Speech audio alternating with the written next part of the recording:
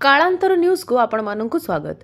आज वंदे मातरम रचनार 150 वर्ष पूर्ति अवसर में कटक भाजपा तरफ एक भव्य शोभायात्रा स्थानीय शहीद भवन ठारू नेताजी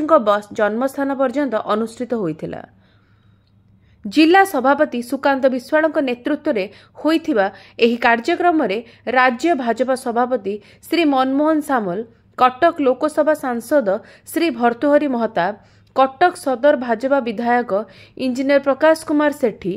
राज्य उपसभापति श्री विष्णु दास, वरिष्ठ नेता नयन किशोर महांती और पूर्वतन कटक नगर जिला सभापति ललाटेन्दु बड़ू,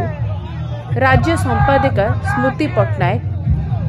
लक्ष्मीधर प्रधान, प्रदीप स्वाई, रवि नारायण मिश्र, ओम प्रकाश राय, तुषारकांत चक्रवर्ती, रश्मि रेखा दास, श्रीतम दास, गीता दास, सिकंदर अली, सुनील द्विवेदी, कॉर्पोरेटर दीपक दास, गोपाल बेहेरा और लक्ष्मीधर बेहेरा प्रमुख नेतांक सह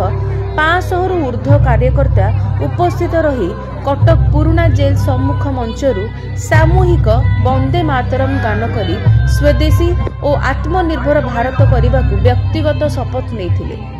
राज्य सभापति तथा उपसभापति तांको उद्बोधन रे स्वाधीनता पूर्व वंदे मातरम इतिहास और यही गीत क्रांतिकारी मानसिक बल को किभली शक्ति प्रदान करी इंग्रेज को भयभीत कराइथिला